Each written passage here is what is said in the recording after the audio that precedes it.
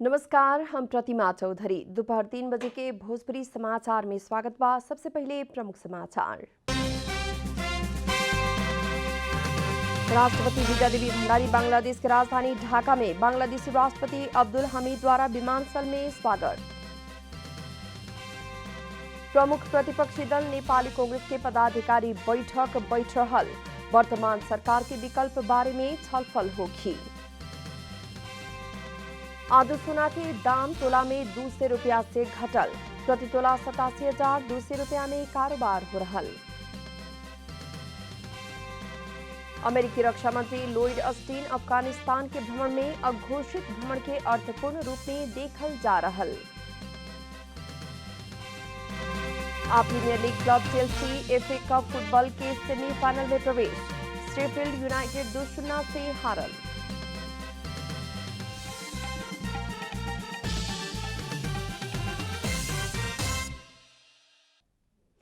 अब पूरा समाचार। राष्ट्रपति विद्यादेवी भंडारी बांग्लादेश की राजधानी ढाका पुगल बानी। 2 दिन राजकीय भ्रमण में आज राष्ट्रपति भंडारी ढाका पुगल बानी है। ढाका में वहां के बांग्लादेशी राष्ट्रपति अब्दुल हामिद हजरत शाहजलाल विमानस्थल में स्वागत कैनी है। भंडारी के विमानस्थल में 21 तोप के सलामी दिहल गइल बा। राष्ट्रपति भंडारी के स्वागत में बांग्लादेश के विदेश मंत्री, स्वास्थ्य मंत्री, रेल मंत्री, विदेश राज्य मंत्री लगायत उपस्थित रहने लोग। परराष्ट्र मंत्री प्रदीप कुमार ग्यावाली सहित 54 सदस्य सहित बांग्लादेश पुगल राष्ट्रपति भंडारी नेपाल और बांग्लादेश बीच के पारवहन समझौता संशोधन संबंधी समझौता लगायत 4 गो समझदारी पत्र में हस्ताक्षर करे के जनावल गइल बा। राष्ट्रपति भंडारी के बांग्लादेश के राष्ट्रपिता बांग्ला बंधु शेख मजबूर रहमान की शतवार्षिकी जन्म जयंती में शामिल होके के कार्यक्रम भी बाटे।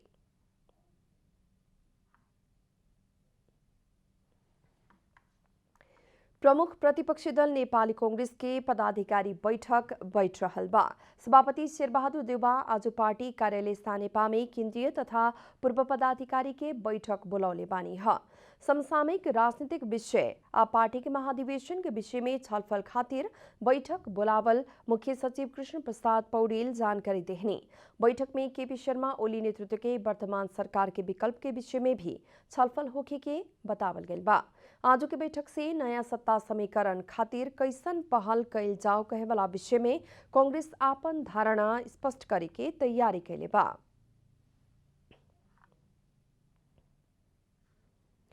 भक्तपुर के एक मम दुकान में नाश्ता बनावे के समय में गैस सिलेंडर पड़क के आग लागी भइल बा। सूर्य विनायक नगर पालिका वार्ड नंबर 5 सृजना नगर स्थित भीमेश्वर मम एंड चिकन हाउस में आगलागी भइला बाद संचालक सहित 6 जने घायल भइल प्रहरी जनौले बा। आगलागी में दुकान संचालक दोलखा सेलुङ गाउँपालिका 6 घर होके सूर्य विनायक 4 दधिकोट रहेवाला 39 बरस के टीकाराम बस्नेत घायल भइल बड़न। वही लेखा उनकर नातेदार काठमांडू कोटेश्वर के 33 बरस के राजेंद्र कार्की आ 39 बरस के गीता कार्की घायल भइल बाटे लोग। आगलागी में 3 जने ग्राहक भी घायल भइल बड़न सन। झापा विश्वशांति गाउँपालिका 2 घर भइल भक्तपुर के सल्लाघारी के 19 बरस के आदित्य सुवेदी, भक्तपुर सूर्य विनायक 5 कटुंजे के 17 बरस के विकास पौडेल आ 16 बरस के हिमुंस थापा घायल भइल बाटे लोग। उ लोग के मधेपुर अस्पताल में सामान्य इलाज के बाद कीर्तिपुर वन सेंटर में रेफर कल गए जिला प्रहरी कार्यालय भक्तपुर जनौले बा। बीतल बुध के नेपाली कांग्रेस के नेता नवीन्द्र राज जोशी के निधन भइल गलत समाचार वायरल भइल रहे। समाचार गलत तो रहे ही, साथ ही ऐसन समाचार से बहुते लोग में भ्रम भी पड़ल। समाचार ब्रेक करे के नाम में आवे वाला ऐसन गलत समाचार से पीड़ित परिवार के भी बहुत ही पीड़ा होखेला। नेपाली कांग्रेस के नेता नवीन्द्र राज जोशी के निधन भइल कहत गलत समाचार बीतल बुध के वायरल भइल रहे। समाचार गलत भइल पुष्टि भइला बाद प्रकाशित करेवाला संस्था भी अपन गलती स्वीकार करत समाचार हटौलक और माफी भी मांगलक। लेकिन फागुन 14 गते मस्तिष्कघात के बाद नर्भिक अस्पताल में इलाज करा रहल नेपाली कांग्रेस के नेता तथा पूर्व मंत्री नवीन्द्र राज जोशी के स्वास्थ्य लाभ की कामना कर रहल परिवार के भी ऊ गलत समाचार से मर्माहित बनौलक। अब आघात त पुग्ने नै भयो हैन, यसमा चाहिँ कुरो रहेन। अब कसले के लेखे के भने भन्नेसँग हामी पछि लागेर साध्य पनि भएन हैन। अब हाम्रो आफ्नो उपचार गर्ने काम जारी नै छ। अब केही नभएसम्म कसैले केही लेखिदिन्छ भने अब उसलाई गएर हामीले मुख थुन्ने पनि मूर्खहरूसँग गएर झगडा गर्ने पनि हाम्रो कुनै पाटो रहेन भनौँ न। वैसे भी ब्रेकिंग के नाम में गलत समाचार प्रकाशित भइल ई पहिलका बेर ना हुए। इससे पहले भी पूर्व उप प्रधानमंत्री भरत मोहन अधिकारी, राष्ट्रकवि माधव प्रसाद घिमिरे, हास्य कलाकार मनोज गजुरेल भी ऐसन गलत समाचार के कारण पीड़ित भइल रहे लोग। ऐसन गलत समाचार के कारण एकोरी परिवार से भोगे परे वाला मानसिक पीड़ा त बढ़ई बा, साथ में संचार माध्यम के विश्वसनीयता पर भी कमी आ रहल बा। मृत्युको खबर कसरी दिने कसरी नदिने, अथवा चाहिँ आत्महत्याको खबर दिने नदिने अथवा कसरी दिने, अथवा चाहिँ महिलाहरू सम्बन्धी अरू जाति जनजातिका बारेमा सबै खालका संवेदनशीलताहरू चाहिँ हामीले ख्याल गर्नुपर्छ।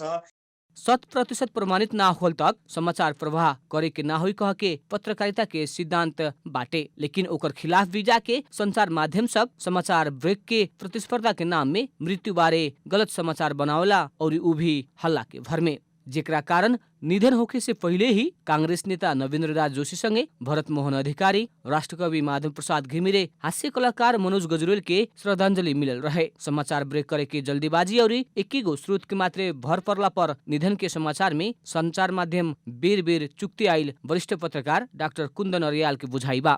अहिले एकदमै धेरै मिडियाबाट समाचारहरू आउने धेरै च्यानलहरू भएको हुनाले र खबरहरूको दुनियाँमा सबैलाई अरूभन्दा द्रुत एकदम छिटो फास्ट हुनु पर्या हुन्छ। त्यसले गर्दाखेरि पनि इमिडिएसीले गर्दाखेरि एउटा नेचर एउटा चाँडै दिने कुराले गर्दाखेरि कहिलेकाहीँ एकुरेसीलाई चाहिँ अन्डरमाइन गरेको देखिन्छ, त्यसलाई व्यवस्था गरेको देखिन्छ। समाचार ब्रेक के नाम में गलत समाचार प्रकाशित कैला पर पत्रकारिता क्षेत्र के ही विश्वसनीयता घट रहल है, जेकरा कारण पत्रकार, संचार माध्यम और नियमनकारी निकाय भी अपन भूमिका के लेके थप जिम्मेवार होखल जरूरी बा। कैमरा में प्रदीप मान श्रेष्ठ के साथ कमला हमाल की रिपोर्ट। भोजपुरी समाचार में आप छोट विश्राम।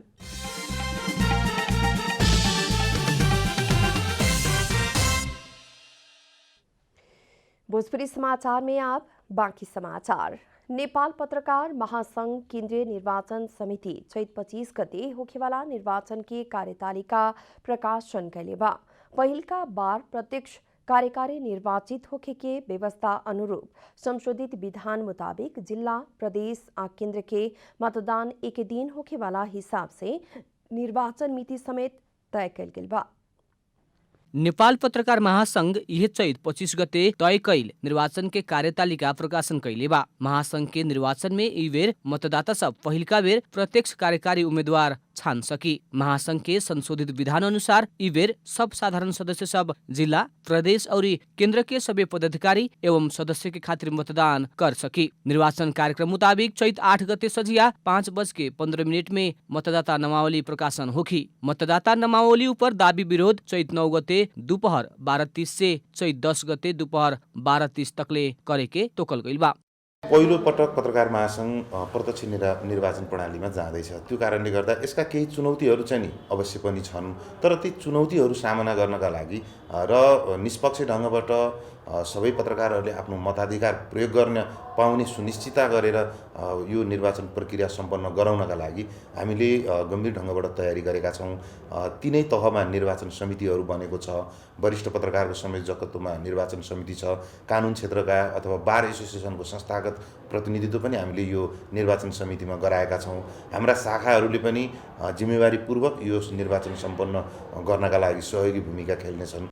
लोकतांत्रिक विधि अनुरूप आफ्ना के योग्य लागे वाला उम्मीदवार छाने खातिर मतदान प्रक्रिया स्वच्छ, विवाद रहित और निष्पक्ष बनाव खातिर महासंघ लाग रहल बा। महासंघ के ई बेर के चुनाव मार्फत पत्रकार के हक हित के साथे न्यूनतम पारिश्रमिक के मुद्दा प्रमुख एजेंडा बनल बा।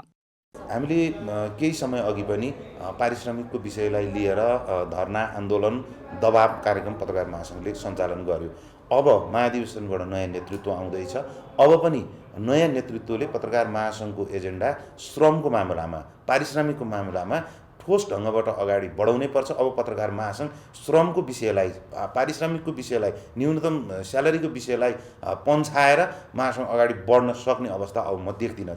केन्द्रीय निर्वाचन निर्देशिका तथा निर्वाचन कार्यतालिका महासंघ के वेबसाइट मार्फत सार्वजनिक कैल गई बा। निर्वाचन के खातिर देश भर से महासंघ के करीब 14,000 साधारण सदस्य शामिल होके के अनुमान कैल गई बा। कैमरा में जयराज थपलिया के साथ रूपा घिमिरे की रिपोर्ट।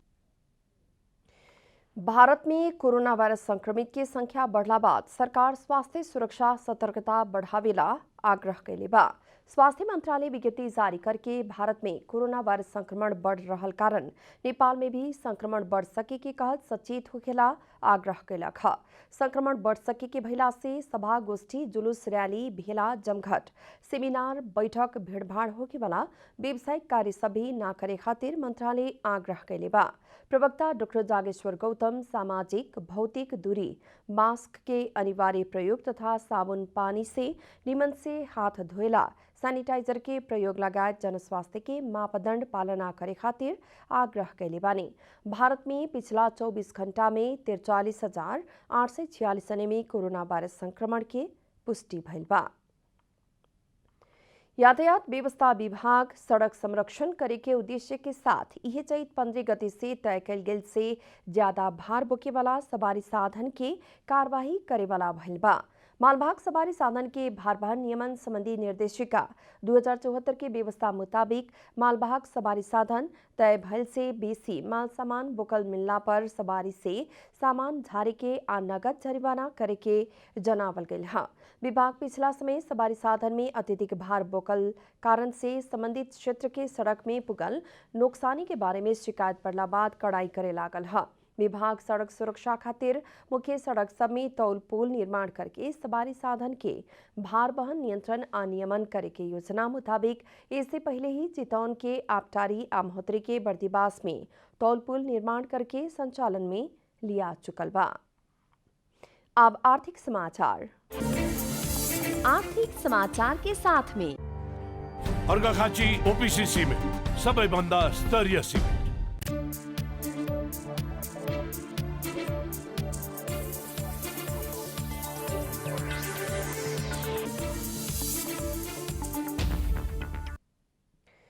आज नेपाली बाजार में सोना के भाव तोला में 200 रुपया से घटल बा। कालू छापा वाला सोना प्रति तोला 87,200 रुपया में कारोबार भइल रहे त आजू घटके प्रति तोला 87,000 रुपया में कारोबार हो रहल बा। वही लेखा तेजाबी सोना प्रति तोला 86,550 रुपया में कारोबार हो रहल बा। नेपाल सुन चांदी व्यवसायी महासंघ के मुताबिक आजू बाजार में चांदी प्रति तोला 1,260 रुपया में कारोबार हो रहल बा। भोजपुरी समाचार में अब छोट विश्राम।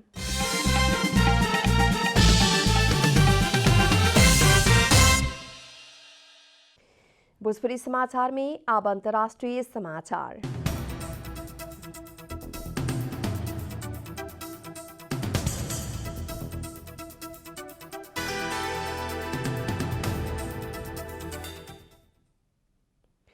अमेरिकी रक्षा मंत्री लॉयड ऑस्टिन अप्रत्याशित रूप में अफगानिस्तान के भ्रमण कैले बानी है। रक्षा मंत्री ऑस्टिन के अघोषित भ्रमण के अर्थपूर्ण रूप में देखल गइल बा। अमेरिका द्वारा अफगानिस्तान में बाकी रहल अपन सभी सैनिक फिरता ले जावे के तैयारी के कुछ हफ्ता पहले ऑस्टिन अप्रत्याशित रूप में यात्रा में निकलल बानी। रक्षा मंत्री ऑस्टिन अफगान राष्ट्रपति अशरफ घानी संगे के भेंट के बाद जिम्मेवारी पूर्ण तौर से युद्ध के अंत करे पड़े के भी बतौले बानी, लेकिन वहां की सेना फिरता ले जावे के समय सीमा में ओ पूरा होके ना होके के बात के खुलासा नहीं के भइल। उच्च तह में रहल हिंसा कम करे में ध्यान केंद्रित होके पड़े के आ द्वंद अंत खातिर वार्ता के बढ़ावा देवे पड़े के रक्षा मंत्री ऑस्टिन के कहना बा। पत्रकार संगे के बात करत रक्षा मंत्री ऑस्टिन अफगानिस्तान में हिंसात्मक गतिविधि और उच्च तह में रहल आ अपना सबके चाह ओ अंत भइल देखे के रहल भी बतौले बानी। पूर्ण रूप में सहमति न हो के विदेशी सैनिक फिरता भइला पर अफगानिस्तान में फिर तालिबान शक्ति में आवे के चिंता रहते आ रहल बा। अफगानिस्तान में अभी भी करीब 25 से अमेरिकी सैनिक बाटे। आप खेलकूद समाचार।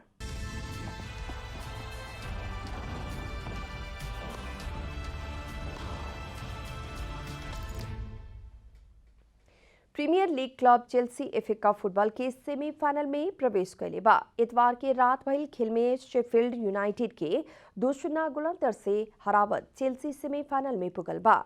घरेलू मैदान में चेल्सी के जीत दिलावे खातिर हाकिम जीएच एक गोल कैलन। शेफील्ड के ओलिवर नोरोड आत्मघाती गोल कैले रहलन। खेल के 24वां मिनट में ओलिवर अपने पोस्ट में गोल कैले रहलन। ओकरा बाद खेल के इंजरी समय में जीएच गोल करत चेल्सी के 2-0 के जीत दिलौलन हा। 8 बार के चैंपियन चेल्सी पिछला सीजन फाइनल में पुगल रहे। अंत में प्रमुख समाचार फिर एक बेर।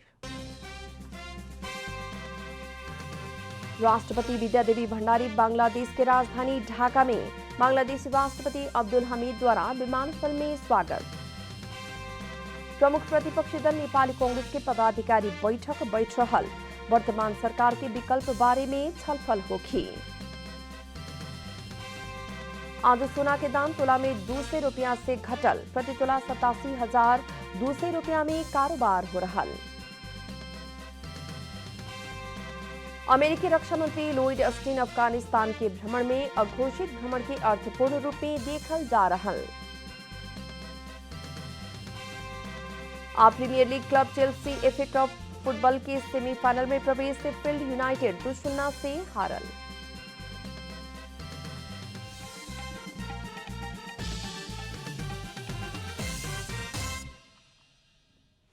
भोजपुरी समाचार अभी खातिर इतना ही। जनता द्वारा जनता खातिर प्रसारित जनता टेलीविजन के कार्यक्रम सब अपनी यूट्यूब, ट्विटर, फेसबुक हमनी के वेबसाइट जनतासमाचार.com में भी पढ़ आ देख सकतानी लोग। सूचना में अपने की सहभागिता, समय में समाचार, हमनी के प्रतिबद्धता। नमस्कार।